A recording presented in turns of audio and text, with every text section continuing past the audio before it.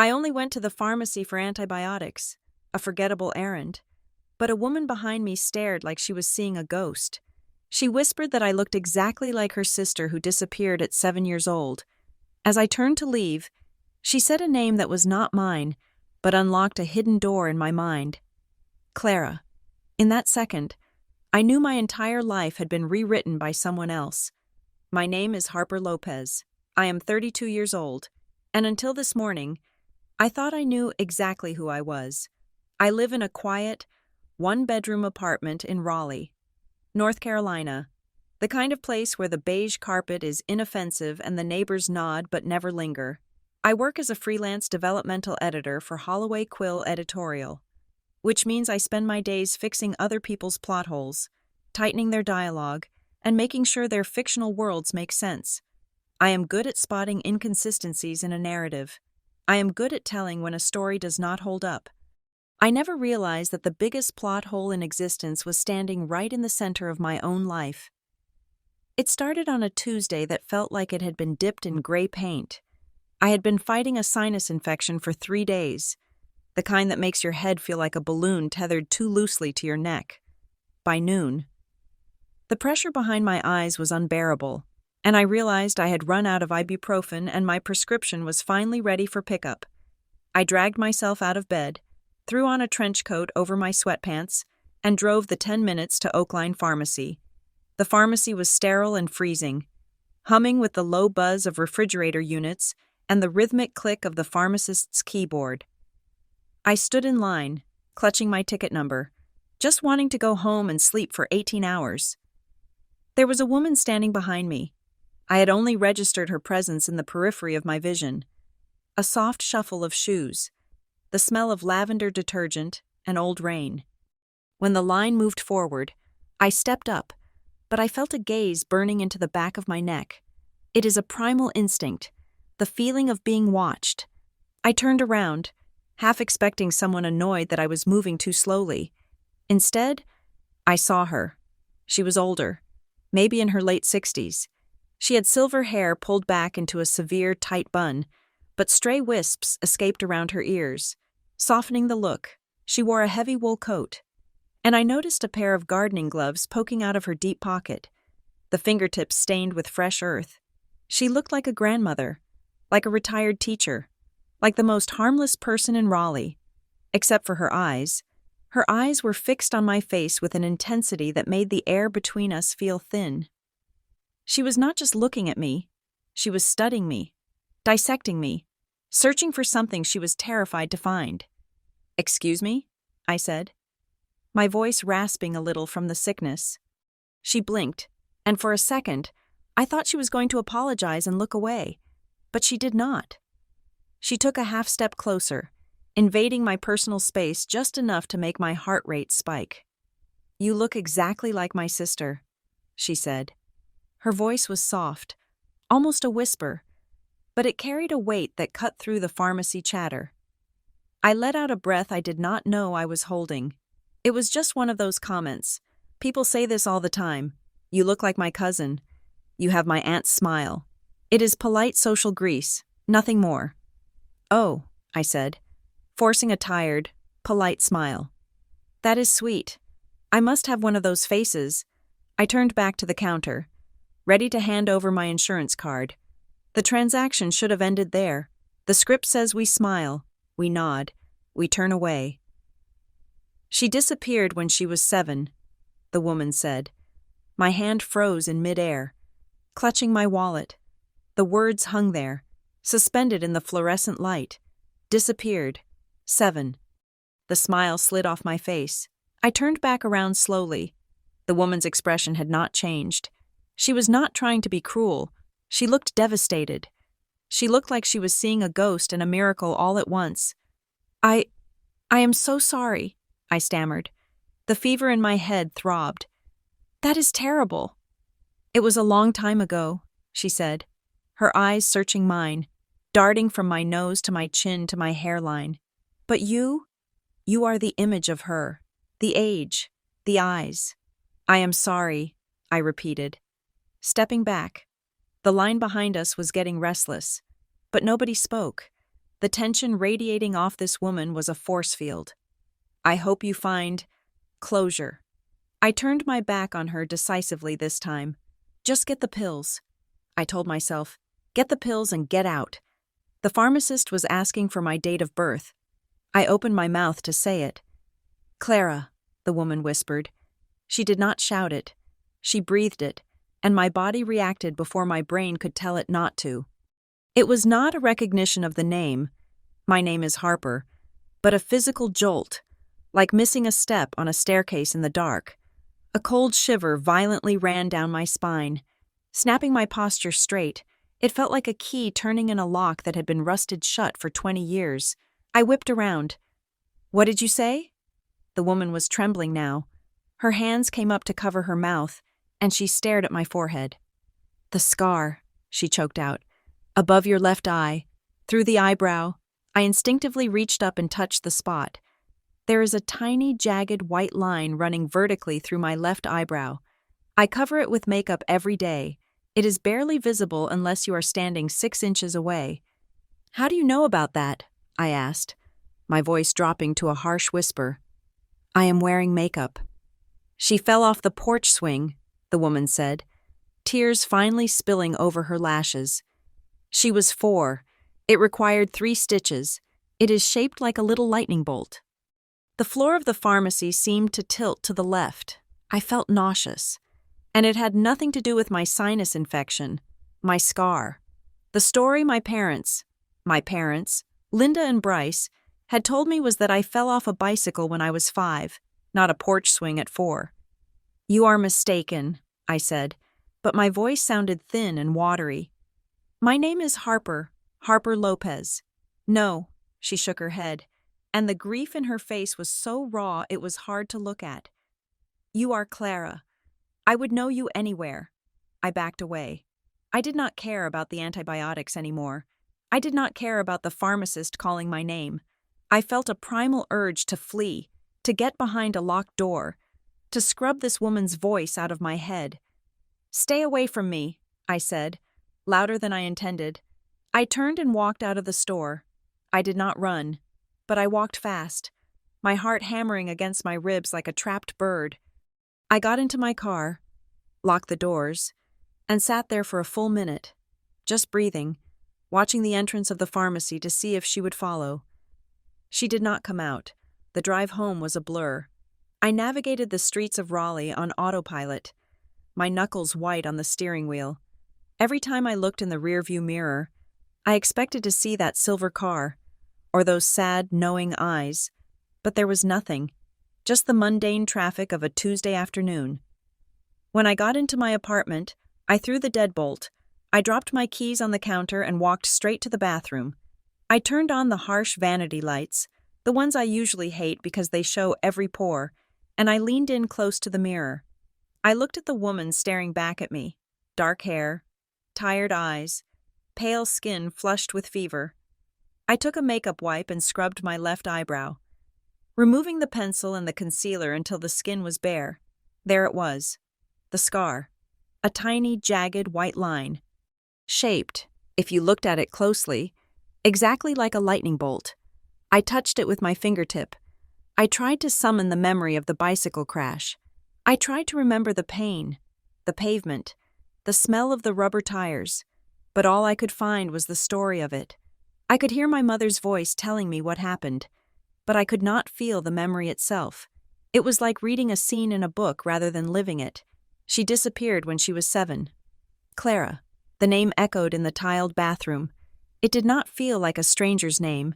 It felt terrifyingly familiar, like a word I had been forbidden to speak. I gripped the edges of the sink, staring into my own pupils until they blurred. The foundation of my reality had developed a hairline fracture in the span of 10 minutes. If Clara is me, I whispered to the empty room, then who is Harper? The apartment felt different now, as if the walls had shifted an inch inward while I was gone. The silence was not peaceful. It was heavy, pressing against my eardrums. I sat at my desk, the glow of my monitor the only light in the room, and opened the folder labeled Old Scans. I needed to prove that woman wrong. I needed to build a fortress of evidence that I was Harper Lopez, daughter of Linda and Bryce Caldwell, born in North Carolina, raised in love and safety. I began to click through the JPEGs, organizing them by date. There were hundreds of photos. My parents, my adoptive parents, were sentimental people. There were pictures of me at my high school graduation, my 10th birthday at Pizza Hut, my first day of kindergarten with a backpack bigger than my torso. I scrolled back further, looking for the beginning. The timeline stopped abruptly. The earliest photo I could find was a scanned Polaroid. I was sitting in a plastic kiddie pool, wearing a yellow swimsuit with ruffles. I looked to be about 3 or 4 years old. I clicked the next one, me on a swing set. 3 or 4 years old. Me holding a cat. 3 or 4 years old. I frowned and opened the physical box of loose photos I kept on the top shelf of the closet. I dumped them onto the carpet and began to sift through them frantically. There was nothing from before that age. No grainy hospital newborn photo with a pink and blue striped blanket. No images of a first bath and a kitchen sink. No first steps. No first birthday cake smash. The story came back to me. The one Linda had told me a dozen times over the years, whenever I asked for baby pictures for a school project. The flood. Honey, do you remember? The storage unit in Statesville got flooded when the creek rose in '99. We lost all the albums. It broke my heart. I had always accepted it. Why would I not? Floods happen. Things get lost. But staring at the gap in the digital timeline, the excuse felt thin. It felt convenient. A flood that selectively destroyed only the first 3 years of my life, but spared everything after? I closed my eyes and tried to summon a memory of that flood. I could not. I tried to remember living in a house where a flood might have happened. I drew a blank. My mind drifted to my birth certificate. I needed it last year to renew my passport. I remembered pulling it out of the fireproof safe. It was crisp. The paper was smooth and white. The black ink sharp. It did not look like a document issued 32 years ago. It looked like something printed recently. At the time, I assumed it was a certified copy obtained later. Now, the memory of that pristine paper made my stomach turn. I picked up my phone. My hands were shaking. I dialed the number for the house in Statesville. Hello? Linda's voice was warm, familiar, the voice that had sung me to sleep. Hey, Mom, I said, forcing my voice to remain steady. I am filling out some medical history forms for a new doctor. I realized I do not know much about where we lived before the house on Elm Street. There was a pause. It was not long, maybe 2 seconds, but in the rhythm of a conversation between mother and daughter, it was an eternity. It was a stumble. Oh, she said, her tone shifting slightly. Why do you need to know that for a doctor? They are asking about environmental exposures, I lied. Lead paint, that sort of thing. Did we live in an apartment? A house? We moved around a bit when you were tiny, Linda said. Her voice was too breezy now, forced. Your dad was working those contract jobs. We were all over. Honestly, Harper, it was so long ago, I doubt it matters now. Right, I said. But do you remember specifically where I was born? The hospital? Greensboro, she said quickly. Too quickly. I have told you that. Okay, thanks. Mom, love you. Love you too, honey. I hung up and stared at the phone. She was lying. I edit fiction for a living. I know the cadence of a fabricated backstory. She was not remembering. She was reciting. I stood up and paced the living room. I tried to perform an audit of my own brain. If the photos were missing, what about the memories? I focused on the scar above my eye. Bicycle accident. 5 years old. Daddy let go of the seat too soon. I replayed the scene in my head. I could see the image of a bicycle. I could hear Bryce saying, "You took a nasty spill, kiddo." But could I feel the gravel? Could I remember the sting of the antiseptic? No. It was flat. It was data, not experience. It was a story I had been told so many times that I had memorized the script, but I had never played the role. I needed a second opinion. I needed someone who did not traffic in emotions. I called Taryn. Taryn Cole has been my best friend since college. She works as a paralegal at a high-volume corporate law firm. She does not believe in ghosts, vibes, or gut feelings. She believes in timestamps and affidavits. I need you to listen to me and not tell me I'm crazy. I said the moment she picked up. I told her everything. The pharmacy, the woman, the name Clara, the scar, the missing photos, the weird phone call with Linda. Taryn did not interrupt. She let me spill the entire frantic mess out onto the line. When I finished, there was silence on her end. I heard the click of a mouse. "Harper," she said, her voice dropping into her professional register. "A random crazy lady in a pharmacy might guess you have a sister. She might guess you look like someone she knows, but she does not guess a specific scar hidden under makeup unless she has seen it before." "So you think it is possible?" I whispered. "I think coincidences that specific are not coincidences," Taryn said flatly. "They are evidence. If she knew the scar, she knew the person who has the scar, and she called you Clara. What do I do?" "We find her," Taryn said. "We do not speculate. We verify. Did she buy anything?" I think so. I do not know. I left before she checked out." "Okay, Oakline Pharmacy. If she is a regular, the pharmacists know her. If not, she is on camera. We can't subpoena the footage without a lawsuit. But we can be smart about it. If she was picking up a prescription, there is a record. If she paid with a card, there is a record. I can't just ask them for her name. Taryn, HIPAA. No," Taryn agreed. "But we can go back there. We can look for a lost item. We can ask the clerks if they saw a woman matching her description, and we can scour the local forums. A woman looking for a missing child usually leaves a digital footprint. We search for Missing Girl 1998 or 1999. We look for advocacy groups in the area." "She said 1998, I corrected. Or she implied it. She said the sister disappeared at 7. "Okay," Taryn said. "I am coming over after work. Do not talk to your parents again. If they are hiding something, you do not want to tip them off until you have ammo. Act normal. Act normal," I repeated. "Right."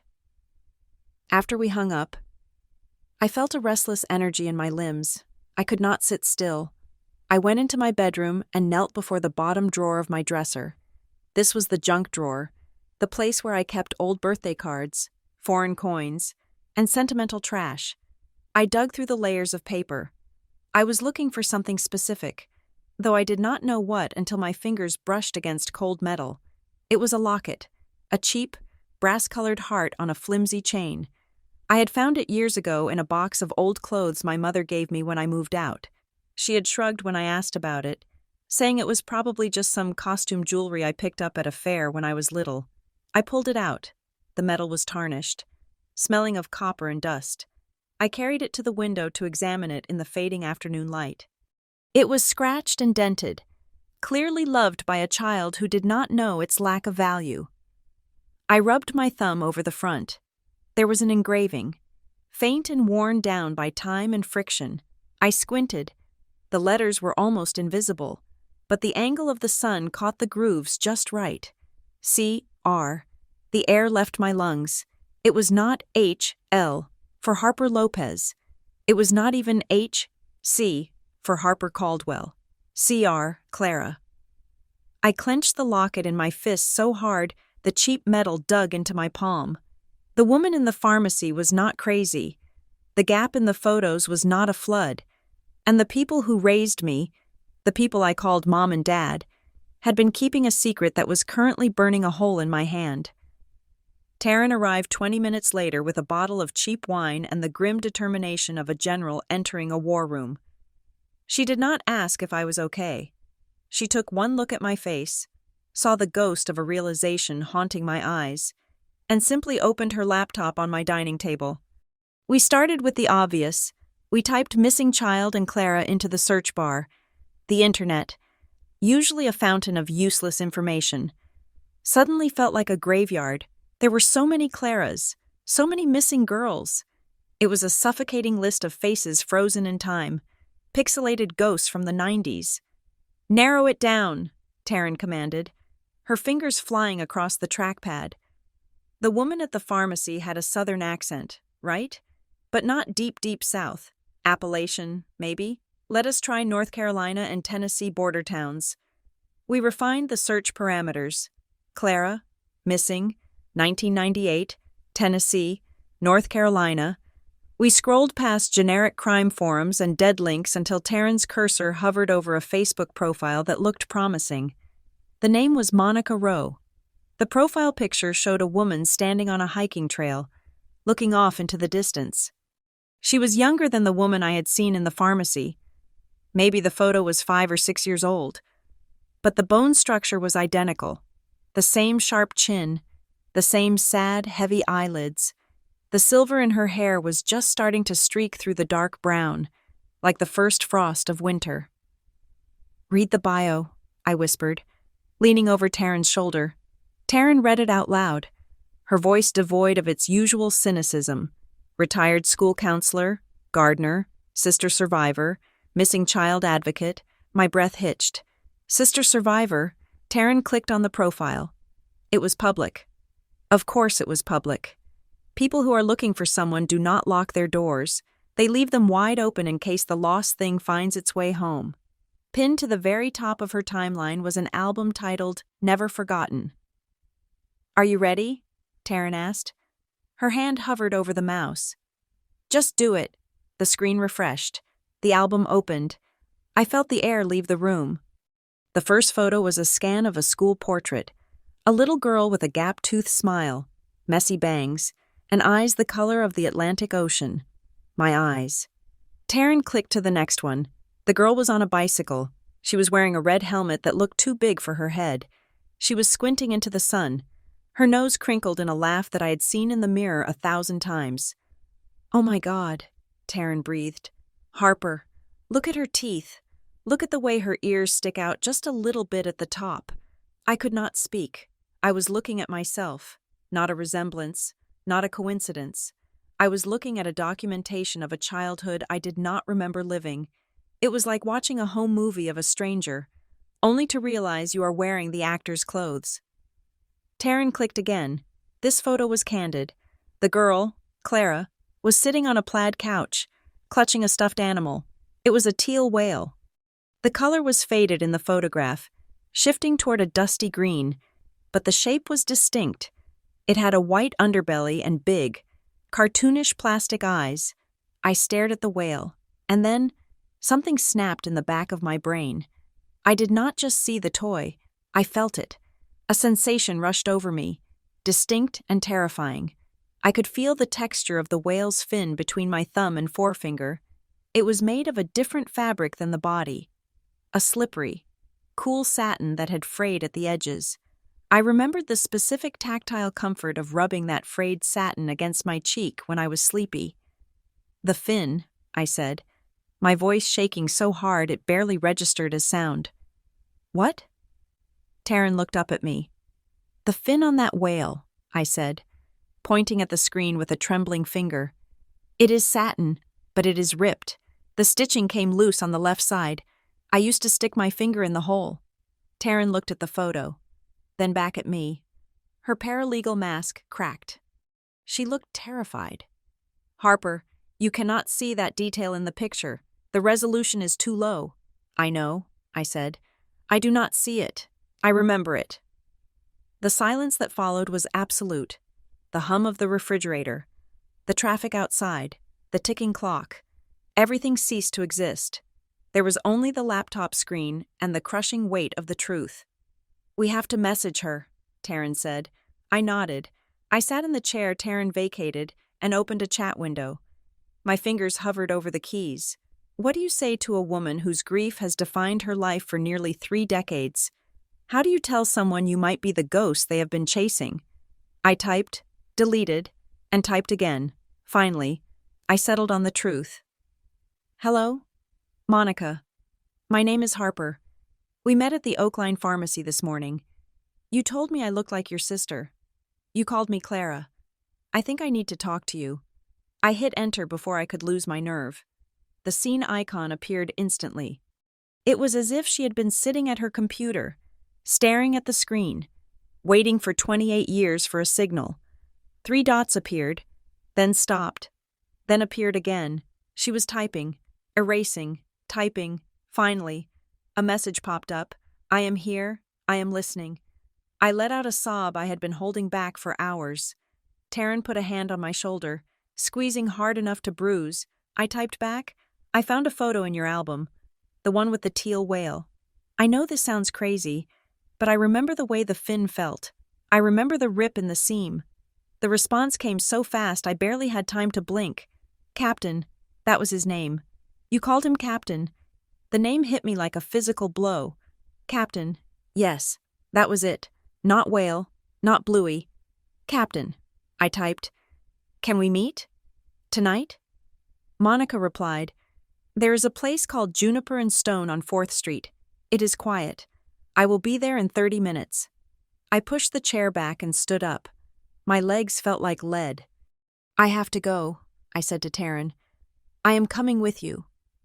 Taryn said, you are not doing this alone. If this is a scam, or if this is something else, I am there as a witness. I grabbed my coat. My phone buzzed again as we reached the door. It was another message from Monica. I stopped to read it, and the words chilled the blood in my veins. I showed the screen to Taryn. Monica had written, do not bring anyone from your family, not yet, because if you are Clara, then the people who raised you did not just find you, someone took you from us. I looked at Taryn. She thinks I was kidnapped.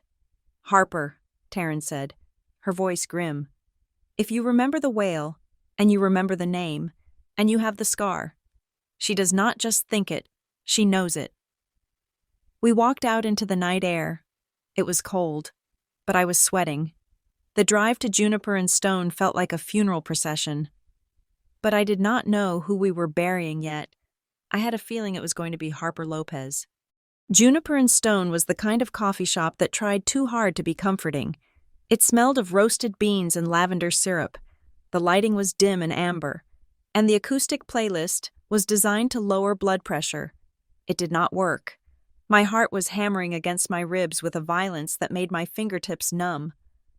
Taryn sat next to me, her posture rigid, eyes scanning the room like she was protecting a witness in a federal case when Monica walked in. The air seemed to shift. She looked different than she had in the pharmacy. The shock had worn off, replaced by a terrifying, hollowed-out calm. She was carrying a thick, battered leather satchel. Her eyes were rimmed with red, the skin around them puffy, but she was not crying. She looked like a woman who had cried every day for 28 years and had simply run dry. She spotted us and walked over, her movements slow and deliberate. She did not say hello. She did not order a drink. She pulled out a wooden chair and sat across from me, placing the satchel on the table between us. It landed with a heavy, dull thud. "Thank you for coming," Monica said. Her voice was steady, but her hands, resting on the leather flap of the bag, were trembling slightly. "I had to," I said. My voice sounded foreign to my own ears. "I need to know." Monica nodded. She opened the bag and began to lay out her life's work on the sticky wooden table. It was not a chaotic pile. It was a curated exhibit of tragedy. First came a newspaper clipping, yellowed and brittle with age. The headline screamed in bold, black letters, "Search continues for missing Johnson City girl." Below it was the photo I had seen online, the girl with the gap-toothed smile and the red helmet. Next came a map. It was a street map of a neighborhood in Johnson City, Tennessee. Red ink marked a specific house, and a dotted line trailed off into the woods behind it, ending in a question mark, then a photograph. It was a studio portrait of a family, a mother, a father, a teenage girl who looked like a younger version of Monica, and a space where another person should have been. The photo had been physically cut. A jagged hole existed where the youngest child had sat. "Why is it cut?" Taryn asked, her voice soft but sharp. "My mother," Monica said, staring at the empty space in the photo. "About 5 years after Clara went, she had a breakdown, She said she could not look at Clara's face anymore without dying. She cut her out of every frame in the house. She said it was the only way to stop waiting. I looked at the hole in the picture. It was a violent absence. "Tell me what happened," I said. Monica took a breath. "It was the summer of 1998, August 12th. We were in the backyard. Mom was inside making lunch. I was supposed to be watching you. I was 16. I was on the phone with my boyfriend." She paused, her gaze drifting past me to a spot on the wall. "I went inside to get a glass of lemonade. I told you to stay on the swing set. I was gone for 6 minutes. 6 minutes. Harper, I timed it later. I walked to the kitchen, poured the drink, and walked back. And she was gone," I whispered. "The swing was still moving," Monica said. "It was swaying back and forth, but the yard was empty. No scream, no car tires screeching, just silence. The police said someone must have been watching, someone waiting for a window of opportunity. They said 6 minutes was too short for a crime of opportunity. It had to be planned." I felt a cold sweat break out on the back of my neck. Planned. Monica reached into the bag again. "I brought something. I was not sure if I should, but after your text about the fin..." She pulled out a gallon-sized plastic freezer bag. Inside sat the teal whale. The air left my lungs. Seeing it on a screen was one thing. Seeing it in three-dimensional reality was another. It was worn, the fabric matted down from years of holding. The plastic eyes were scratched. Monica slid the bag across the table. She did not open it. She treated it like a museum artifact, or perhaps a hazardous material. "We found this in the bushes at the edge of the property," Monica said. "2 days after you vanished, the police dusted it for prints, but it had rained. It was the only thing left behind." I stared at the whale. My hand moved on its own, hovering over the plastic. I could feel the ghost of the texture in my fingertips, the slippery satin of the fin, the rough patch where the tag used to be. "I called him Captain," Monica said softly, "because of the little sailor hat he used to wear. It fell off years before you were born, but I glued it back on twice." "Don't call him that," I blurted out. The words bypassed my brain completely. They shot out of my throat like a reflex, sharp and defensive. The table went silent. Taryn looked at me, her eyes wide. I clamped my hand over my mouth, my heart thundering against my palm. I do not know why I said that," I stammered, pulling my hand away. I had a flash, a voice saying that name, and a feeling of annoyance, like I wanted to name him myself." Monica's eyes filled with tears, but they did not fall. She nodded slowly. "You wanted to call him Mr. Bubbles. We fought about it. I was the big sister, so I won. You hated the name Captain." I leaned back in my chair, feeling dizzy. The sensory details were not just matching, they were interlocking. The scar, the name, the specific, petty emotional memory of a toy's nickname. This was not déjà vu. This was history. Monica reached into the satchel one last time. She pulled out a small, rectangular box. It was a sealed DNA collection kit. "I am not asking you to take my word for it," Monica said. "I am a stranger to you. I know that. But the science does not care about feelings. I have already processed my sample, and my mother's sample is on file in the national database. If you do this, we will know, for sure." She pushed the box toward me. It sat next to the plastic bag with the whale. I looked at the kit. It was just a cotton swab and a vial. But taking it felt monumental. It felt like burning down the house I lived in. If I swabbed my cheek, I was admitting that Harper Lopez might be a fiction. I was admitting that Linda and Bryce, the people who taught me to ride a bike, the people who told me they taught me to ride a bike, were liars. "If I am Clara," I asked, my voice barely audible, "then who are my parents? The people who raised me? Were they the ones in the woods?" Monica looked me dead in the eye. "I do not know. The police looked at everyone, but if you are Clara, then someone committed a crime to get you. Maybe they stole you. Maybe they bought you. But you did not just wander off and end up in a warm bed in North Carolina by accident. Bought.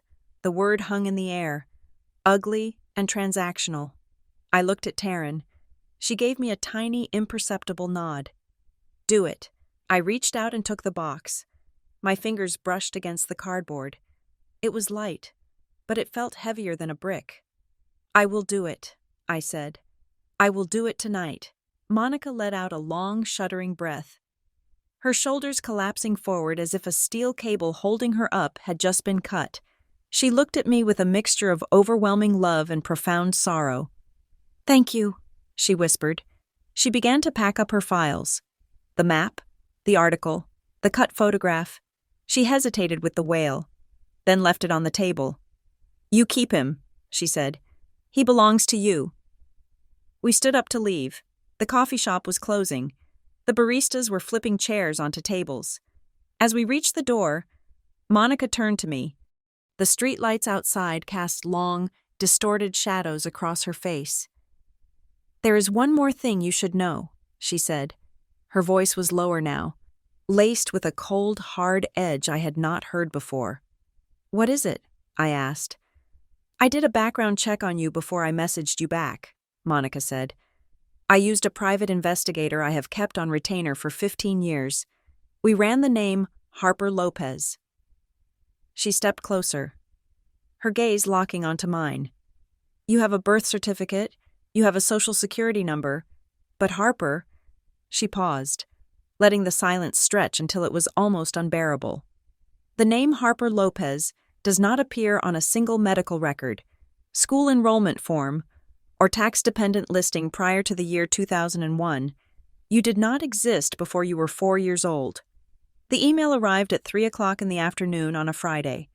The subject line was innocuous, just a string of reference numbers and the words, result notification.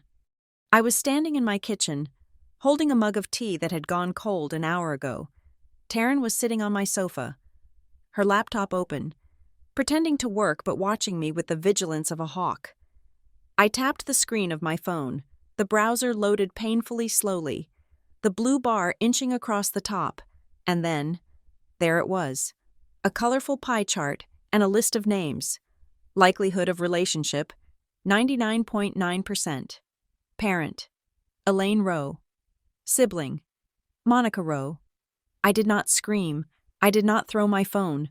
I simply felt my knees turn into water. I slid down the front of the refrigerator until I hit the linoleum floor. It felt like someone had taken a screwdriver to my joints and loosened every single bolt holding my body together. I was being dismantled. The Harper Lopez construct, the memories of summer camps, the stories of the flood in Statesville, the lullabies Linda sang, fell away like dry plaster, revealing the steel frame of a stranger underneath. Harper? Taryn's voice was sharp. She was beside me in 2 seconds. I turned the phone screen toward her. She read it, her eyes scanning the data, the percentages, the undeniable science of it. She let out a long, low whistle. Okay, she said. Okay, it is real. I dialed Monica's number. My fingers felt thick and clumsy, like they belonged to someone else. She answered on the first ring. Harper? The email came, I said. My voice was hollow. It is 99.9%. On the other end of the line, I heard a sound that I will never forget. It was a gasp that turned into a sob, a noise of pure, agonizing relief that sounded like a physical wound opening up. Oh, God, Monica wept. Oh, God, I knew it. I knew it was you. I am Clara, I whispered. Saying the name felt like tasting blood. Welcome home, Clara, Monica choked out. Her voice broke, shattering into 1,000 pieces. We have waited so long. I sat there on the floor, listening to a stranger cry for a sister she had lost 28 years ago, and I felt nothing but a terrifying coldness. I hung up the phone gently after promising to call her back. I needed to think, but Taryn was already moving. Taryn Cole does not dwell in emotions when there is paperwork to be destroyed. She pulled me up from the floor and sat me at the kitchen table. Listen to me, Taryn said. her tone icy and professional. Cry later. Right now. We have to look at the damage. If they stole you, Harper, if they stole Clara, then they stole more than just a body.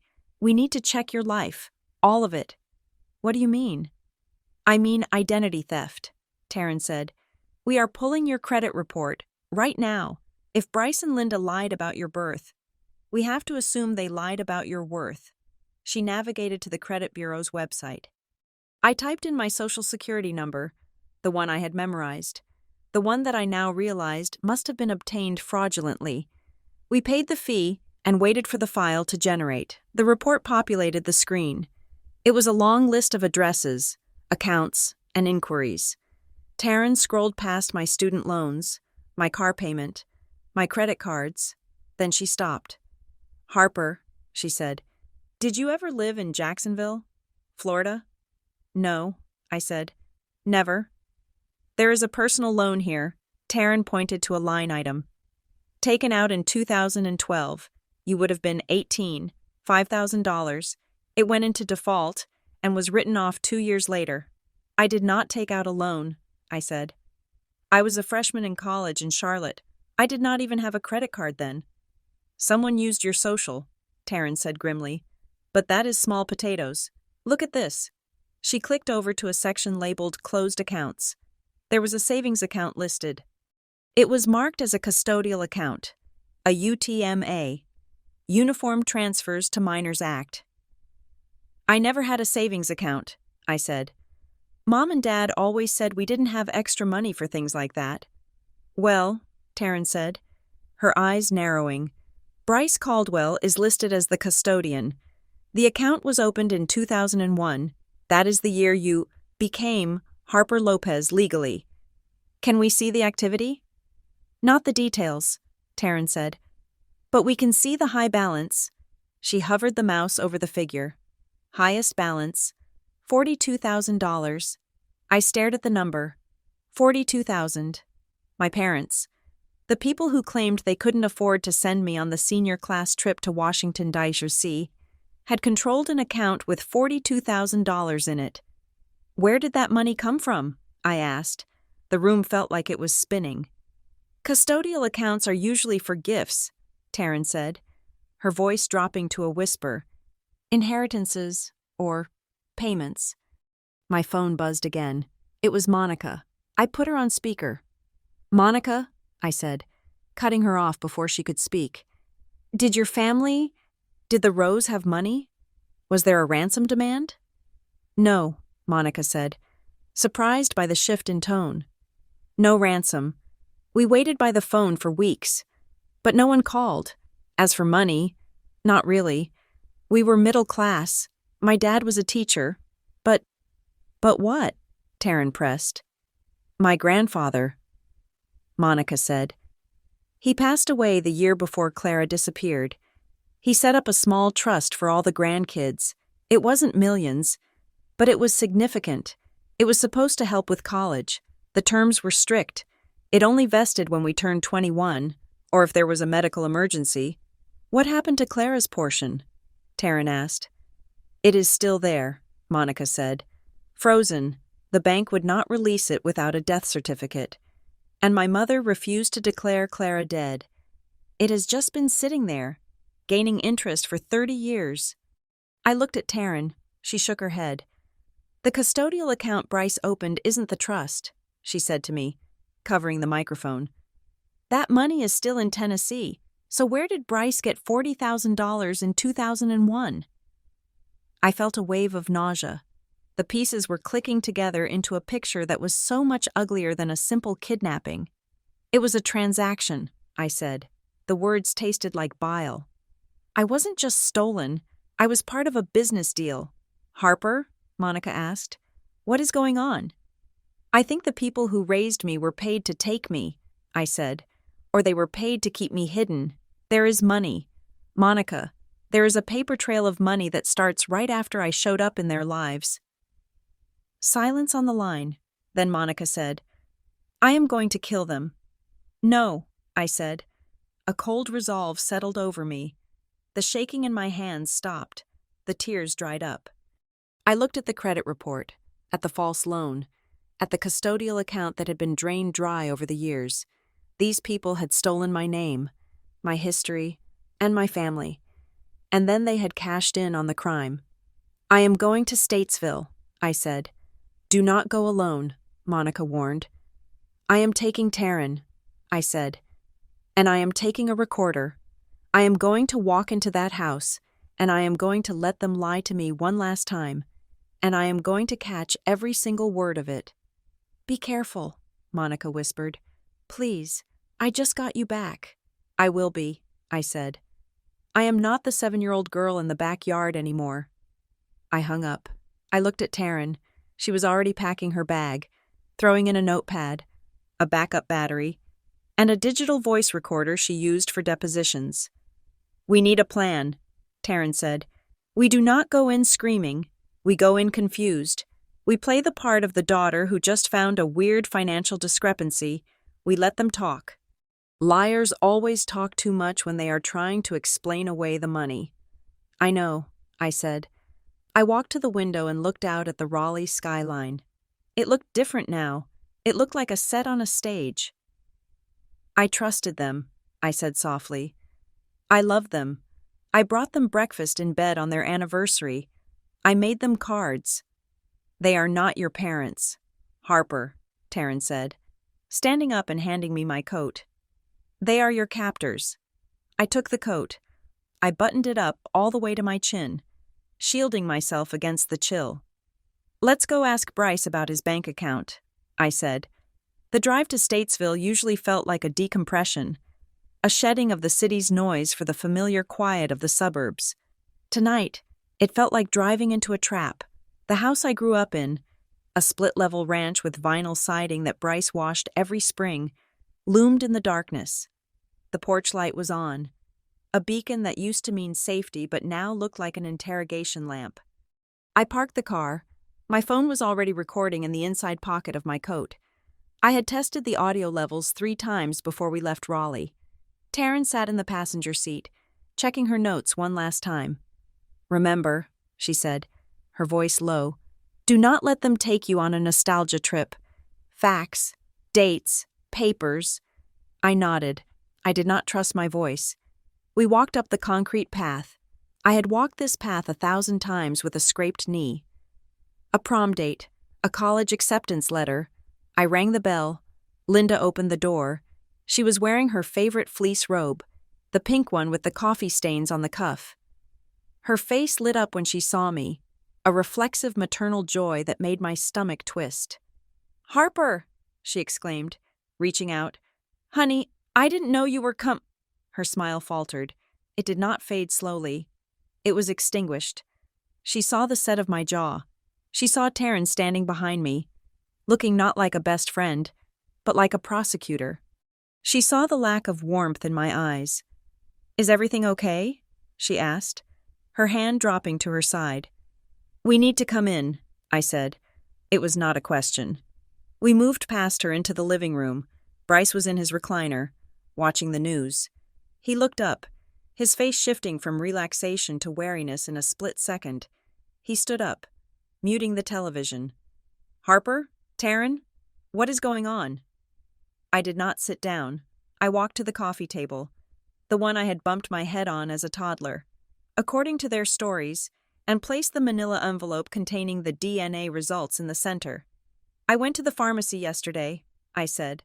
My voice was steady, colder than I thought I was capable of. "I met a woman named Monica Rowe." The air left the room. It was palpable. Linda made a small, strangled sound and covered her mouth. Bryce did not move. He did not blink. He just stared at me, his eyes narrowing slightly, calculating. "She told me I looked like her sister," I continued. "Her sister who went missing in 1998. Her sister named Clara." "Harper, stop," Linda pleaded, her voice trembling. "You are sick. You told me on the phone you were sick. This is the fever talking." I took a DNA test. "Mom," I said, the word mom feeling like a shard of glass in my throat. I matched 99.9%. I am Clara Rowe. I waited for the denial.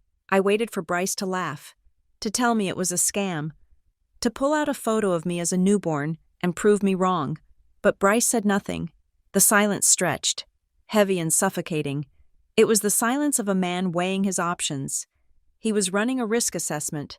If he denied it, could I prove it? I just had. If he admitted it, what was the statute of limitations? Linda broke first. She collapsed onto the sofa, weeping into her hands. "I told you," she sobbed, looking at Bryce. "I told you it would come out eventually." "Shut up, Linda," Bryce snapped. It was a tone I had never heard him use with her. Sharp, vicious. "No," I said, stepping forward. "Do not shut up. Talk. Tell me how you got me." Linda looked up, her face wet with tears. She reached out for me, but I stepped back. "We wanted a baby so bad," she cried. "You have to understand. Harper, we tried for 10 years. Miscarriages, failed IVF. We were desperate. And then, a friend of a friend told us about a situation." "A situation," Taryn repeated. She was standing by the door, her arms crossed, taking mental notes of every syllable. "A young girl," Linda said, speaking faster now, the words tumbling out in a rehearsed rhythm. "She was in trouble, teen pregnancy. She could not keep the baby. She wanted it to go to a good Christian home. It was a private arrangement. We saved you. Harper, we saved you from the system." It sounded good. It sounded noble. It was the story every adoptive parent wants to tell. But it was too smooth. It lacked the jagged edges of truth.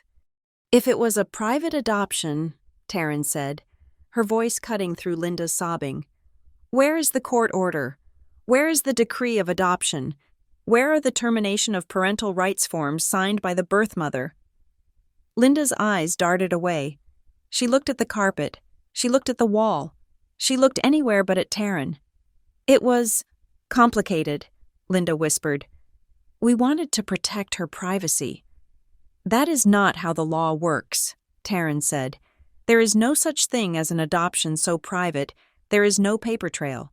Unless it is not an adoption, unless it is a purchase." "We did not buy her," Bryce barked. His face was flushing red. "We paid for expenses, medical bills, legal fees. That is standard." "Show us the papers," I said. I looked at the man who had taught me to drive. The man who had walked me down the aisle at my sister's wedding. No, not my sister. "If you are telling the truth, go to the safe and get the file. Show me the hospital records from when I was born. Show me my kindergarten vaccination records from before I was 5. Bryce clamped his jaw shut. He looked at the safe in the corner of the home office visible through the open doorway. Then he looked back at me with a defiance that chilled my blood. "You know what happened," Bryce said. "The flood, the storage unit in Statesville. We lost everything from those years. It is all gone." "The flood," I repeated. "The magical flood that only washed away the evidence of my kidnapping." "It was not a kidnapping," Linda wailed. "We loved you. We raised you. Does that mean nothing? The nights I stayed up with you when you had chickenpox, the piano lessons. We are your parents. Harper, in every way that matters." "You changed my name," I said. "You erased me. You let a family in Tennessee grieve for 28 years while you played house." "We went through an agency," Bryce shouted, losing his composure. "It was legitimate." "We didn't know where you came from. We just knew you needed a home. Blue Harbor handled everything." The room went dead silent. "Blue Harbor?" Taryn asked softly. "Blue Harbor Family Services?" Bryce's eyes widened. He realized he had slipped. He had given us a proper noun, a verifiable entity. "Is that the agency?" Taryn pressed. "Because if they handled it, they would have records. Even if your storage unit flooded, Blue Harbor would have the duplicates. We can just call them." Bryce looked cornered. He wiped sweat from his upper lip. "They closed down," he muttered. "Years ago. Whatever. It doesn't matter. You are our daughter." I could feel the phone in my pocket, warm against my chest. Blue Harbor Family Services. I had never heard them mention that name before. Not once in 32 years. It was a breadcrumb. I looked at Linda. She was still crying. But it felt performative now, a shield of tears to deflect the arrows of truth. I saw my credit report. Bryce, I said. Bryce flinched. I saw the custodial account, I said. Opened in 2001, $42,000. Where did a mechanic and a part-time librarian get 40 grand in cash right after they acquired a 4-year-old child? That was savings, Bryce stammered. Inheritance from my aunt. Or was it the payment? I asked. Did someone pay you to take me? Or did you steal the money from me too? Get out, Bryce said. His voice was low, threatening. If you are going to come into my house and accuse me of crimes after everything I did for you, get out. I looked at him. I looked at the man I had bought a world's best dad mug for when I was 10. I realized with a sick clarity that he was terrified, not of losing his daughter, but of losing his freedom. I am going, I said. I turned to the door, then stopped. I looked back at Linda. She was watching me with eyes that begged for forgiveness, for a return to the status quo. I believe you loved me, I said, and I meant it. The tragedy of it was that the love was real. I believe you loved having a daughter, but I am starting to believe that you loved the money and the secret just as much. You didn't just raise me. Mom, you used me. I walked out the door. Taryn followed, closing it firmly behind us. We walked down the concrete path in silence. I did not cry. I touched the phone in my pocket. I had the name. I had the admission of no legal papers, and I had the fear in Bryce's eyes. Blue Harbor, Taryn said as we got into the car. I am going to tear that name apart before the sun comes up. Drive, I said, before I burn the house down. The drive to Knoxville, Tennessee, took 4 hours, but it felt like we were traveling backward through time. We crossed the state line as the sun began to dip behind the Great Smoky Mountains. Casting long, bruised shadows over the highway, Monica drove, her hands white-knuckled on the wheel. Taryn sat in the back, reviewing the audio recording of my conversation with Bryce and Linda, while I stared out the window, trying to prepare myself to meet a ghost. My mother, my real mother, her name was Elaine Rowe. She lived in a small brick ranch house in a suburb that felt frozen in the late 90s. The lawn was manicured with an obsessive precision, the kind of neatness people maintain when their internal world is chaos. When we pulled into the driveway, the front door opened before the engine cut off. Elaine stood in the frame. She was petite, wearing a soft gray cardigan that seemed to swallow her small frame. Her hair was lighter than mine, faded to a sandy blonde, but her face was a map of my own. The same high forehead, the same sharp chin. I got out of the car. My legs felt heavy, like I was wading through deep water. I walked up the driveway, stopping 3 feet from her. I expected a movie moment. I expected her to run to me, to scream, to collapse. But she did not move. She stood absolutely still, her hands trembling violently at her sides. She looked at me with a terrifying mixture of hunger and fear, as if she was afraid that if she reached out, her hand would pass right through me like smoke. "Clara?" she whispered. The sound was barely a breath. "Hi," I said, my voice cracking. I think I am her." Elaine let out a sound that was half laugh, half sob. She took 1 step forward, then stopped again. She reached out a hand and hovered it near my face, tracing the air inches from my skin. "Your eyes," she said. "You have your father's eyes." Then she collapsed forward. I caught her. It was not a hug. It was a surrender. She buried her face in my neck, and I felt her knees give way. I held her up, smelling the scent of vanilla and old paper, and for the first time since the pharmacy, I felt something in me unlock. This was not a stranger. My body knew this smell. My body knew the rhythm of her breathing. We moved inside. The house was warm and cluttered with knickknacks. In the kitchen, a young woman was standing by the stove, stirring a pot of tea. She turned when we entered. She looked like me, but sharper, darker. She had dark circles under her eyes that looked permanent, the stain of chronic insomnia. "This is Marin," Monica said softly. "Your sister. She was born 2 years after you left." Marin did not smile. She looked at me with an intensity that was almost unsettled. She had grown up in the vacuum I left behind. I was the saint, the tragedy, the missing piece that ruined the puzzle. She was the replacement piece that never quite fit. "Hi," Marin said. Her voice was flat, guarded. "Hi, Marin," I said. We sat in the living room. Elaine could not take her eyes off me. She kept reaching out to touch my hand, my sleeve, my knee, verifying my solidity. "I brought the box," Elaine said. She pulled a battered shoebox from under the coffee table. It was taped shut, the cardboard soft from years of handling. She cut the tape with a fingernail. Inside was a collection of artifacts from a life interrupted. "Your camp bracelet," she said, holding up a string of braided plastic beads. "You made this at day camp the week before. You refused to take it off." I took the bracelet. It was cheap, neon pink and green. I didn't remember making it, but I remembered the itch of plastic against my wrist, a phantom sensation. "And this," Elaine said, handing me a piece of construction paper. It was a drawing of a blue whale, drawn with the heavy-handed pressure of a child's crayon. "Captain," I whispered. Elaine nodded, tears streaming down her face. "And this," she handed me a photograph. It was an old Polaroid, slightly blurry. It showed a backyard party. There was a cake. There was me, blowing out candles. But the corner of the photo had been torn off. The tear was jagged, ripping away the person who had been standing next to me. "Who was this?" I asked, pointing to the missing corner. "I do not know," Elaine said, her voice dropping. "I found it in your room after the police finished their search. Someone had ripped it. I always thought maybe you did it. Maybe you were mad at someone." I looked at the tear.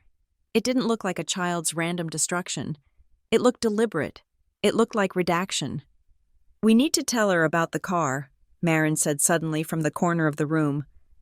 It was the first time she had spoken since the kitchen. Elaine stiffened. "The police said it was nothing." "The police were idiots," Marin said bitterly. "What car?" Taryn asked, leaning forward. "A silver station wagon," Elaine said, twisting a tissue in her hands. "The week you disappeared. Mrs. Gable next door said she saw a silver station wagon parked at the end of the alley 3 times. She said a man was sitting in it, just reading a newspaper, but when she looked closer, he wasn't reading. He was watching our fence." "Did they get a plate number?" I asked. "No," Elaine said. "By the time the police took it seriously, the car was gone. They said it was probably just a utility worker or a lost driver. They said we were grasping at straws." "And the letter," Monica added. She looked at her mother. "Mom, show her the letter." Elaine hesitated. She looked at me, shame coloring her cheeks. "I didn't show this to the police. I was scared. They told me if I withheld evidence I would be in trouble, but I was so scared it was a ransom note, and if I showed it to them, they would hurt you." She reached into the very bottom of the box, under a layer of felt, and pulled out a standard business envelope. It was yellowed with age. There was no return address. The postmark was stamped Charlotte, North Carolina, 2001. 2001. My heart skipped a beat. That was the year my custodial account was opened. That was the year Harper Lopez legally began to exist. Elaine handed me the letter. It was a single sheet of lined notebook paper. The handwriting was blocky, generic, written in blue ballpoint pen. "Stop looking. She is fine. She is happy. The money was received. Let her go." I stared at the words. The money was received. "Oh my God," Taryn breathed, reading over my shoulder. "It wasn't a kidnapping. It was a sale." I looked up at Elaine. "You received this in 2001? "Yes," Elaine whispered. 3 years after you were gone, I thought it was a cruel prank. I thought someone was just trying to hurt us, but It made me stop putting up posters. It made me feel like maybe you were alive somewhere. And if I kept pushing, they would kill you. Elaine, Taryn said, her voice shaking with adrenaline. Harper found a bank account in her adoptive father's name, a custodial account. It was opened in 2001. It had $40,000 in it. The room went silent. The air pressure seemed to drop. $40,000? Marin asked, her voice sharp. That is what my sister was worth? A mid-sized sedan? It matches, I said, feeling a cold fury rising in my chest, displacing the sadness. The timing matches. The location matches. Charlotte is only an hour from where the Caldwells lived then. They got the money, and they sent this letter to make you stop looking. They knew, Elaine sobbed. They knew we were suffering. They knew I was dying inside, and they sent a letter telling me to give up. It is a network, Taryn said, pacing the small living room. The silver car, the surveillance, the handoff, the paperwork faked by Blue Harbor Family Services. This wasn't just Bryce and Linda acting alone. They were the customers. Someone else was the broker. I looked at the torn photo in my hand. I looked at the crude drawing of the whale. I looked at the mother who had aged 20 years in 10. I had come here looking for my past. I had found a crime scene. They bought me, I said. My voice was calm, terrifyingly calm. They paid for me like I was a piece of furniture, and they used that money to build the life they claimed they gave me out of charity. I stood up. I walked over to Elaine, who was still weeping on the sofa. I knelt in front of her and took her hands. They were cold, but mine were burning. I am not just going to find out who did this, I told her. I looked at Marin, then at Monica. I am going to burn them down. I am going to find every single person who touched that money, every person who signed a fake paper, and every person who looked the other way. Elaine looked at me, her eyes widening. She saw something in my face that wasn't the 7-year-old girl she lost. She saw the woman who had survived. We are going to get a lawyer, I said. A real one. And we are not just going to sue them. We are going to drag them into the light. I looked at the letter one last time. The money was received. We are going to make sure, I said, that the price they pay is a lot higher than $40,000. We did not go to the police station. We went to a high-rise building in downtown Raleigh with glass walls and a lobby that smelled of expensive cologne and intimidation. I was done crying. Crying was for victims, and I had decided somewhere on I-40, between Knoxville and Raleigh, that I was no longer a victim. I was a plaintiff. Taryn had called in a favor. The lawyer she found for me was named Elias Thorne. He was a shark in a 3-piece suit, a man who specialized in civil litigation and family law disputes that involved substantial assets. He did not care about the sentimental value of a lost childhood. He cared about fraud, damages, and the willful infliction of emotional distress. I sat in his conference room, the table polished to a mirror shine, and laid out the timeline. I played the recording of Bryce admitting they had no adoption papers. I showed him the DNA results. I showed him the copy of the anonymous letter Elaine had given me. Elias listened, tapping a gold pen against a yellow legal pad. When I finished, he stopped tapping. This is not just an illegal adoption, Elias said, his voice smooth and devoid of pity. This is a conspiracy to commit fraud. They falsified documents to enroll you in school. They falsified documents to claim you on their taxes. They falsified documents to obtain medical care. And if that custodial account is what we think it is, they accepted payment for a human being. I want my name back, I said. I want my birth certificate corrected, and I want them to pay for every single year they lied to me. We can do that, Elias said. But we have to be surgical. If we go to the police right now, Bryce and Linda will lawyer up and shut down. They will destroy evidence. We need to hit them with a civil suit first. We freeze them. We depose them under oath. We get the lies on the official record. We formulated the plan. It was not about screaming in the street. It was about paperwork. I signed the retainer. The next morning, I began the process of erasing Harper Lopez to make room for Clara Rowe. I went to the bank, not the one Bryce used, but a national chain, and opened a new account. I transferred my personal savings, every cent I had earned from my editing work. I called the credit bureaus and placed a freeze on my Social Security number. I changed every password. From my email to my Netflix account, I locked the digital doors. Taryn, meanwhile, was hunting. She took a personal day from her firm and set up a command center on my dining table. She was obsessed with the name Bryce had let slip. Blue Harbor Family Services. "It is a ghost," Taryn said around noon, her eyes glued to her screen. Blue Harbor existed on paper from 1996 to 2002. No physical office, just a P.O. box in Charlotte. But look at the incorporation papers. She turned the laptop toward me. "The registered agent is a law firm," she said. "Miller, Haynes, and Associates. They dissolved in the early 2000s. But the partners moved on to other firms. This wasn't an adoption agency. Harper. It was a money laundering front that specialized in rehoming children." "So Bryce and Linda didn't just stumble into this," I said. "They sought it out." "They went to a broker," Taryn confirmed. I felt a cold rage settle in my gut. It was cleaner than grief. It was fuel. Later that afternoon, I drove past the house in Statesville. I didn't stop. I just wanted to see if they were running, if there were moving vans in the driveway. There were no vans, but there was something else. Stuck into the manicured lawn, right next to the mailbox, was a navy blue sign with white lettering. "Elect Bryce Caldwell. City Council. Integrity, Community, Family." I slammed on the brakes, causing the car behind me to honk. I stared at the sign, "Integrity, Family." I pulled over into a gas station parking lot and pulled up the local news on my phone. There it was. Bryce had announced his candidacy 3 weeks ago.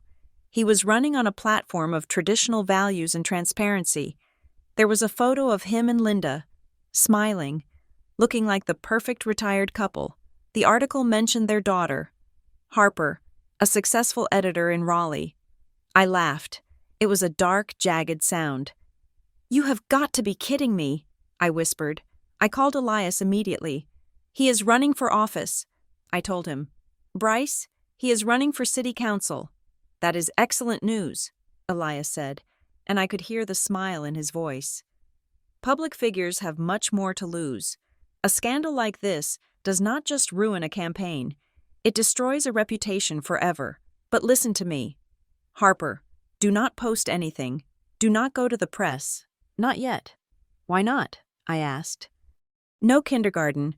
Just a sudden enrollment in first grade at age 6, with a note in the file that said, 'Records transfer pending from out of state.' The transfer never arrived. I was building a weapon made of paper." That evening, Monica called. She sounded anxious. "I want to come down there," she said. "I want to stand in front of their house and scream. I want the neighbors to know they are kidnappers." "No," I said firmly. "Monica, you have to trust me. We do not touch the neighbors. We do not touch their friends. And we absolutely do not drag any innocent people into this. If we act crazy, they win. We have to be colder than they are." "They stole my sister," Monica said, her voice cracking. "They watched my mother rot with grief. And they will pay," I promised. "But we are going to do it the right way. We are going to strip them of their money, their reputation, and their freedom. And we are going to do it while wearing suits and speaking quietly." I spent the night drafting a timeline for Elias. By midnight, my eyes were burning. I turned off the lights and lay in bed. Staring at the ceiling, I felt exposed. Even in my locked apartment, I knew Bryce. I knew that beneath the suburban dad exterior, there was a desperate man who had kept a 40-year secret. My phone buzzed on the nightstand. It was 1:18 in the morning. I picked it up. It was a text message from a number I did not recognize. It was not a local area code. I opened the message. "If you dig deeper, you will lose everything again. Leave it alone. This is your only warning." I stared at the screen.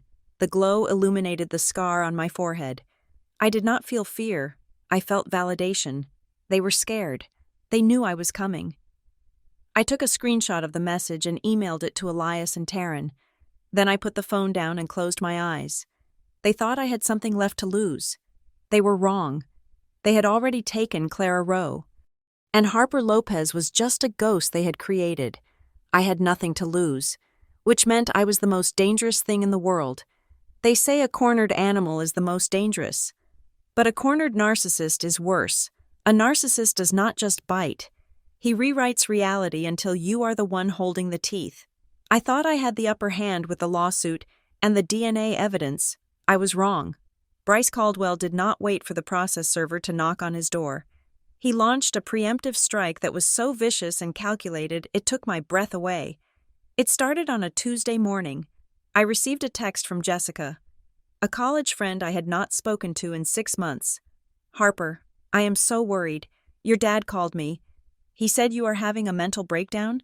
He said you are imagining things and threatening to hurt yourself. Do you need me to come over?" I stared at the screen, my coffee turning to acid in my stomach. Bryce was not hiding. He was circle-calling my entire social network, poisoning the well before I could even take a sip. He was painting a narrative of a hysterical, unstable daughter who had gone off her medication and invented a fantasy life. It was brilliant. If I went public now, I would look exactly like the crazy person he described. Then came the email from Linda. It landed in my inbox with a subject line that simply read, "Please read." I opened it against my better judgment. It was a wall of text, written in her breathless, victimized voice. "Harper, we love you so much. We know you are confused right now, but you need to understand that if you keep digging, you are not just destroying our lives, you are destroying your own. Think about your career. Think about your reputation. Do you really want the world to know you were an abandoned child? Do you want to be the girl who sued the people who saved her? If you pull this thread, the whole sweater unravels, and you are going to be left naked in the cold. Please, honey, stop this madness. We can fix this. It was a masterclass in manipulation, a threat wrapped in a hug. You are going to be left naked in the cold." I did not reply. I forwarded it to Elias and Taryn. "This is admissible," Taryn said, her voice tight. "It is witness intimidation, but the damage was already bleeding into the one place I thought was safe, my work. At 2 p.m, my boss at Holloway Quill Editorial called me. His tone was stiff, formal. "Harper, we have had a situation," he said. "The Sterling account. They have requested a new editor." I froze. The Sterling account was my biggest client. "Why? I am halfway through the manuscript. They loved the first draft." "They received an anonymous email," my boss said, clearly uncomfortable. "It claimed you were currently the subject of a criminal investigation for extortion and fraud. It described you as mentally volatile and prone to fabrication." "That is a lie," I said, my voice shaking with fury. "That is my father. He is trying to silence me." "I believe you, Harper," my boss said. "But the client does not want the drama. They pulled the contract. I am sorry." I hung up. I sat in my office chair, the silence of the apartment pressing in on me. Bryce had taken $4,000 a month out of my pocket with a single email. "Let me see the email," Taryn said, walking into the room. She had heard the conversation. I pulled up the forwarded copy my boss had sent. Taryn scanned it. "Look at the phrasing," she pointed out. "Prone to fabrication. Moral turpitude. Harper, who talks like that?" "Bryce," I said. "He uses moral turpitude whenever he talks about local politics. It is his favorite phrase to sound smart." "It is him," Taryn said. "He is trying to starve you out. He wants you broke so you cannot afford Elias." Something in me snapped. The fear evaporated, replaced by a cold, metallic resolve. I was done reacting. I was done feeling hurt. I went into what Taryn called cold mode. "No more calls," I said. "No more texts to friends explaining myself. We go dark. We engage only through legal channels. If Bryce wants a war, I am going to bring him a nuclear winter. I spent the next 48 hours in a fugue state of organization. I printed every email, every text log, every bank statement. I built a timeline of harassment. But the real breakthrough did not come from the present. It came from the past. Taryn had been digging into the dissolved remains of Blue Harbor Family Services. She had managed to locate a cache of archived court documents from a civil suit filed against the firm in the early 2000s. It was a messy bankruptcy case, but buried in the exhibits was a list of associated contractors. "Harper," Taryn called out from the dining table. "Come look at this." I walked over. She was pointing at a scanned document. It was an intake form for a different child, dated 1997. At the bottom was a signature. Leonard Vance, caseworker. "I recognize that name," Taryn said. "He was a social worker in Tennessee in the 90s. He got flagged for an internal investigation regarding missing case files for foster children. He resigned before they could fire him. And then he went to work for Blue Harbor?" I asked. "Exactly," Taryn said. "He was the pipeline. He was the one finding the children, the ones who could be stolen or bought, and funneling them to the agency in Charlotte. He is the one who signed the affidavit saying you were abandoned." "Is he alive?" "Barely," Taryn said. "He is in a nursing home in Asheville. I have his address. We add him to the witness list," I said. "We depose him." My phone rang. It was Monica. "Harper," she said. She sounded out of breath. "I remembered something about the whale." "Captain?" "Yes, I was looking at the photo again, the one with the tear in the corner, and it triggered a memory I had totally repressed." "What is it?" "2 days before you disappeared," Monica said, her voice trembling. "We were at the park, the one by the creek. I was reading a magazine. You were playing near the tree line. A man walked by. He didn't stop. He didn't try to grab you, but he said something to you." "What did he say?" "He said, 'Hello, Captain.' And then he kept walking." The blood drained from my face. "Monica," I said slowly, "did anyone outside the family know that name? Did you tell your friends? Did Mom tell the neighbors?" "No," Monica said. "It was a stupid inside joke. You hated it. We only used it inside the house. The only way a stranger would know that name is if he had been listening to us for a long time." I looked at Taryn. The implications were horrifying. "It wasn't a random snatch," I told Taryn, relaying the story. "We were bugged, or watched. Someone knew the intimate details of our lives before they took me. Bryce and Linda lived in North Carolina," Taryn said. "They were not stalking a family in Tennessee. They are not sophisticated enough for that." "Exactly," I said. "Bryce and Linda are the end users. Leonard Vance was the paperwork guy, but the person who did the stalking, the person who actually took me out of that yard, that is someone else. The broker," Taryn whispered. "The seller." The realization hit me with the force of a physical blow. We had been focused on the Caldwells, thinking they were the villains of the story, but they were just the customers. There was a monster still out there, someone who specialized in harvesting children and selling them for $40,000 a pop. And Bryce knew who it was. That was why he was so scared. He wasn't protecting his reputation. He was protecting his life. The doorbell rang. It was 8 o'clock at night. Taryn and I both froze. "Are you expecting anyone?" Taryn mouthed. I shook my head. I walked to the door and looked through the peephole. The hallway was empty. I unlocked the deadbolt and opened the door a crack. There was no one there. But lying on the doormat was a plain white envelope. I picked it up. It had no stamp, no return address, just my name. Harper, written in block letters. I brought it inside. Taryn put on a pair of latex gloves from her investigation kit before taking it from me. She slit the top open with a letter opener. Inside was a single photocopy of an old document. The paper looked like it had been carbon copied 3 times before being scanned. It was a receipt. The date at the top was August 14th, 1998, 2 days after Clara Rowe disappeared. Received from B. Caldwell. Amount, $10,000. Note, Initial placement fee. Balance due upon delivery of subject. At the bottom of the receipt, there was a logo. It wasn't Blue Harbor. It was a simple, stylized drawing of a lighthouse. And underneath the logo was a signature I could not read. But the initials were clear. J.M. 10,000 was just the down payment, I whispered. The 40,000 in the account, that was the payoff. My phone buzzed again. Another text from the unknown number. If you dig deeper, you will lose everything again. Leave it alone. This is your only warning. I looked at the receipt. I looked at the text. They are terrified, I said to Taryn. A cold smile touched my lips, one that felt like it belonged to a different woman entirely. They are sending me evidence to scare me, to show me how deep it goes. But they do not understand. Understand what? Taryn asked, looking at the ominous receipt.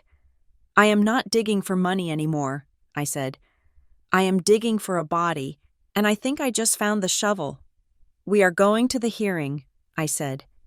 And we are going to present this. Bryce isn't going to just lose the election.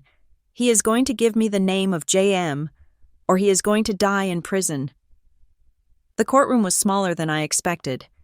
A civil hearing room with wood paneling that smelled of lemon polish and stale anxiety. We were not in a criminal trial, not yet, but the weight of the moment felt heavy enough to crush bone. I sat next to Elias Thorne, my spine pressed against the back of the leather chair. On the other side of the aisle sat Bryce and Linda Caldwell. They looked smaller, older, their confident suburban veneer cracking under the fluorescent lights. Bryce was wearing his campaign suit, a navy blue number that usually signaled authority, but today he just looked like a man trying to hold back a landslide with a paper umbrella. The mediator, a retired judge with eyes like flint, shuffled the stack of documents Elias had submitted.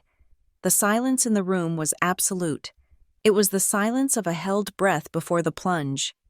We are here to address the petition for the correction of vital records, the unfreezing of assets, and the claim of intentional infliction of emotional distress, the judge said. His voice was dry, devoid of theatrics. Mr. Thorne, you may proceed. Elias stood up. He did not shout. He did not pace. He simply laid out the truth like a deck of cards, one by one. Your Honor, Elias began. 32 years ago, a child named Clara Rowe was taken from her backyard in Johnson City, Tennessee. 28 years later, a woman named Harper Lopez discovered she was that child. The respondents, Bryce and Linda Caldwell, did not adopt this child. They acquired her. Bryce flinched. Linda stared at her hands, her knuckles white. Elias presented the DNA results first. Exhibit A, a 99.9% genetic match to Elaine and Monica Rowe. There is no dispute of identity. Next came the school records. Exhibit B, the claimant has no medical or educational records prior to the age of 6. No birth certificate was issued until 2001, based on a fraudulent affidavit of home birth signed 3 years after the child was already in their custody. Then, Elias dropped the hammer. He projected the financial documents onto the screen at the front of the room. Exhibit C, Elias said. A custodial account opened in the name of Harper Lopez in 2001. The opening deposit was $42,000. The respondents have claimed this was an inheritance. However, we have a receipt. Elias held up the photocopy of the receipt I had found on my doorstep, the one from the anonymous sender who was likely trying to save their own skin. Dated August 14th, 1998, Elias read, received from B. Caldwell, $10,000, initial placement fee. A murmur went through the room. Bryce's lawyer leaned over and whispered frantically in his ear. Bryce shook his head, his face turning a mottled shade of crimson. And finally, Elias said, we have the timeline. In 2001, the biological mother, Elaine Rowe, received an anonymous letter telling her to stop looking because the money was received. That letter arrived 3 days after the final deposit cleared in the Caldwell's account. The money trail does not lie. Your Honor, It draws a straight line from the kidnapping of a 7-year-old girl to the bank account of the people sitting across from us. Objection! Bryce's lawyer stood up. This is speculation. There is no proof my clients wrote that letter or that the receipt is authentic. Then let us listen to the client himself, Elias said calmly. He pressed play on the digital recorder. My voice filled the room, clear and shaking. Show me the hospital records from when I was born. Then Bryce's voice, sharp and defensive. You know what happened. The flood. We lost everything. Then the fatal slip. We went through an agency. It was legitimate. Blue Harbor handled everything. Elias paused the recording. Blue Harbor Family Services, he told the judge, was a shell company dissolved in 2002 for fraud and trafficking practices. The respondents admit to using an illegal channel. They admit to having no legal adoption decree. The recording continued to the end, where Bryce's voice dropped to a growl. If you are going to come into my house and accuse me, get out. The silence that followed the recording was louder than the shouting had been. Bryce stared at the table. He knew the integrity he preached on his campaign posters had just been exposed as a hollow lie. We loved her, Bryce suddenly burst out. Ignoring his lawyer's hand on his arm, he looked at me, his eyes wet and pleading. Harper, look at me. We fed you. We clothed you. We sat in the front row at your graduation. Doesn't that count for anything? We didn't hurt you. We gave you a life. I stood up. My legs were steady. I looked at the man who had raised me, the man whose laugh I used to mimic, and I felt a profound, quiet sadness. You did love me, I said softly. I believe that, but you loved owning me more. I took a breath, letting the air fill my lungs, air that finally felt like it belonged to me. Love is not a title deed. Bryce, I said, you cannot steal a person and call it family. You cannot build a home on a foundation of another mother's grief. You didn't save me. You bought me. And then you lied to me every single day for 28 years to protect your investment. The judge looked at Bryce, then at me. He banged his gavel. A sharp, final sound. The petition for the correction of vital records is granted, the judge ruled. The name on the birth certificate shall be amended. The court also finds sufficient evidence of fraud to refer this matter to the district attorney's office for a criminal investigation into the origins of the adoption and the financial transactions involved. The respondents are ordered to pay restitution in the amount of the original trust fund, plus interest calculated from 1998. It was over. Not the war. Perhaps. The criminal investigation into the JM broker and the trafficking ring was just beginning. But the battle for my soul was won. Bryce Caldwell dropped out of the city council race the next morning. The scandal broke before the ink on the court order was dry. The family man image disintegrated under the weight of public record. He and Linda put the house in Statesville up for sale and retreated into a silence that would likely last the rest of their lives. I did not feel triumphant. I felt light. 2 weeks later, I sat in the waiting room of the Vital Records office when the clerk called my name. I stood up. Here is your new certified copy, she said, handing me the crisp, blue-bordered paper. I looked at the name typed across the center. I had thought about going back to just Clara. I had thought about erasing Harper entirely, but Harper was the one who had survived. Harper was the one who had fought. I could not kill her without killing the part of me that had won. So I kept her. But I put her in her place. Harper Clara Rowe. It was a bridge between the girl who was lost and the woman who was found. No one gets to erase me, I whispered to the paper. Not the Caldwells, not the broker, not even me. I walked out of the government building and got into my car. I had one last stop to make. The drive to Oakline Pharmacy was quiet. The sun was shining, a harsh, bright light that washed out the gray of the parking lot. I walked through the automatic doors. The smell of antiseptic and cheap candy hit me. And for a second, I felt the ghost of that sick, dizzy Tuesday when my life fell apart.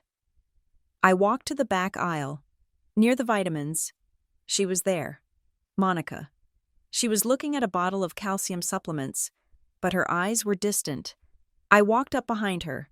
I did not tap her on the shoulder. I just stood there, letting my presence register. Monica turned around. Her face was softer now. The frantic, grief-stricken edge was gone, replaced by a tentative hope.